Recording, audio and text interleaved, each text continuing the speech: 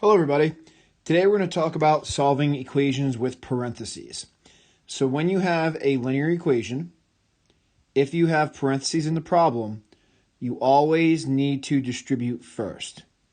There are some exceptions to that, but the way or the method that's effective for most students is anytime you have parentheses, take the term outside the parentheses and distribute it to every term inside the parentheses. So let's look at an example. So let's say we have negative 3 times the quantity x minus 4, and that equals negative 27. So the first thing you want to do, and I'm going to draw a line through the equal sign. I like to do that because it separates our two sides. And before we start, make sure you're showing your work. That's so critical when you're solving equations because you're going to get larger very quickly, that you're showing your work. After you do one step, you rewrite your problem. But we're going to distribute this negative 3 to each term inside the parentheses. So we're going to basically eliminate the parentheses in the first step. So negative 3 times x is negative 3x. Negative 3 times a negative 4 is positive 12. And now we bring down the other side, which is equal to negative 27.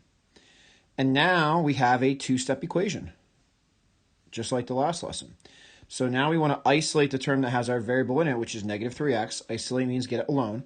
So this is a plus 12 here. We want to subtract 12 to both sides. Do the inverse operation to get rid of the positive 12. So we have negative 3x equals negative 27 minus 12 is negative 39. Okay. When you're solving an equation and you're subtracting by a number, if that first number is negative, it's like adding two negative numbers, because we would, in fact, add the opposite. Okay, so it's, again, adding two negative numbers. Last step is to divide by negative 3 because we're multiplying x by negative 3. So we get x equals positive 13. That's our final answer. That's the value that makes the left-hand side equal to the right-hand side. If you want to check it, let's do that. Let's plug the 13 right in here for x. Well, 13 minus 4, actually do order of operations. 13 minus 4 is 9, right? 9 times negative 3 is negative 27, so it does check out. If you're ever in doubt when you solve an equation, you could always plug your value back in for the variable and use order of operations to make sure the left-hand side equals the right-hand side. If it does in fact equal, then that is a solution to your equation. All right, so let's look at another one. So let's say we have negative 48 equals negative 4 times the quantity 8x minus 3. So the first thing you want to do is distribute, because you have parentheses in your problem. So you want to distribute the negative 4 to each term inside the parentheses. So we'll bring down the negative 48, that's on the left-hand side. Negative 4 times 8x is negative 32x. And negative 4 times a negative 3 is a positive 12. Okay? Now, once again, we have a two-step equation. So we got to get this negative 32x by itself. So we're going to subtract 12 from both sides, because we're adding 12 on that right-hand side. So negative 48 minus 12 is negative 60. It's like adding two negatives there. Bring down our negative 32x. Last step is to divide by negative 32. Now, when this happens in algebra, sometimes students get a little hung up here.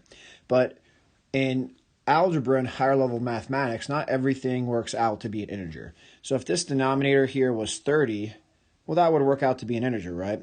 But it's not, it's 32.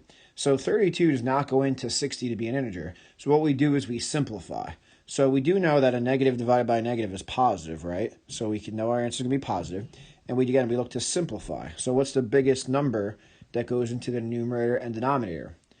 Well, that would be 4. So 60 divided by 4 is 15. 32 divided by 4 is 8. So your final answer is actually 15 over 8. Now, if you didn't see it was 4, you could divide it by 2 and get 30 over 16 and reduce it again and get 15 over 8. But either way, your final answer is a positive 15 over 8.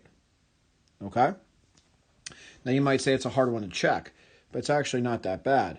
So if I check it on the next screen, so remember we got an answer of 15 over 8, right? Let's plug that in. So we're just checking our answer right now. We're not solving the equation. Well, when you plug in 15 over 8, when you multiply that to 8, this is like 8 over 1, so the 8's cancel. So you're just left with 15. So that's not too bad, right? And then 15 minus 3 is 12.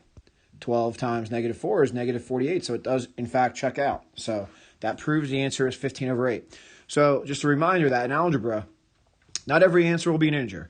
I would say most often they are, but there's also that 22% of the time where it doesn't work out to be an integer, and you want to leave your answer as a fraction in lowest terms, because fractions are guaranteed to be exact answers. Decimals, we sometimes have to round them and make them approximate. So best way to do it is to leave your answer as a fraction in lowest terms. So what if we're distributing a fraction? Yikes. Well, it's not that bad. People panic when they see fractions, but you guys know how to multiply fractions, all right? So let's do it. 2/3 times x, that's an easy one. 2/3 x, right? Now 2/3 times negative 9, that's where people start to panic. Multiplying fractions, you multiply the numerators and denominators. So I could write this as negative 9 over 1 off to the side of our equation. So not where all the major work is. Maybe off to the side of my paper, I'll write 2/3 times 9 over 1. I won't worry about the sign for right now. We can reduce diagonally, right? 3 goes into both of those. And then multiply straight across. We get 6 over 1. And 6 divided by 1 is just 6. And a positive times a negative is negative. So 2/3 times negative 9 is negative 6. That should make sense. 2/3 of 9 is 6, right? 1/3 of 9 would be 3. Okay? Hopefully that makes sense to you. And now we can bring down the rest of the equation, which would be negative 1. And there's our side work for the fraction. So now let's finish it. We got to isolate the 2/3. So we add 6 to both sides. So we get 2/3 x, and then it's negative 1 plus 6, which is positive 5. Now, a couple different ways we could handle it in this last step here. You can multiply by the reciprocal. You can multiply both sides by the denominator. I'm going to multiply both sides by the denominator. So if I times both sides by 3, that gets rid of our fraction. So we have 2x equals 15. Last step is divide by 2. And 2 does not go into 15 to be an integer. That's a nice decimal, though, 7.5. I'm going to leave it, though, as 15 over 2, because that doesn't simplify either. That is the simplest form. So final answer, 15 over 2. Last thing I'm going to go over with you. If you have just a negative sign outside your parentheses, that's just like multiplying by negative 1. So if I have an equation like this, we would distribute the minus sign. So negative x plus 3. Okay, again, it's like a negative 1. So if it helps you, if you have a negative sign directly outside your parenthesis, that's like a negative 1. And now we basically have a two-step equation left. We've got to isolate the negative x. So we subtract 3. Negative x equals negative 7. There's a 1 there in front of that x being multiplied to it. Divide by negative 1. X equals positive 7. So that is solving equations with parentheses in a nutshell. Probably the most effective way for you to do it is to always distribute first. If you see parentheses in your problem, distribute the term on the outside to every term on the inside. And when you do that, if you just have parentheses on one side and a number on the other side, that will then be a two-step equation. And we're going to build on this for the future to larger problems, but this concept is pretty straightforward. Anytime you see parentheses in your problem, you want to distribute first. And that goes for any equation we're going to solve. All right, thank you very much for your attention.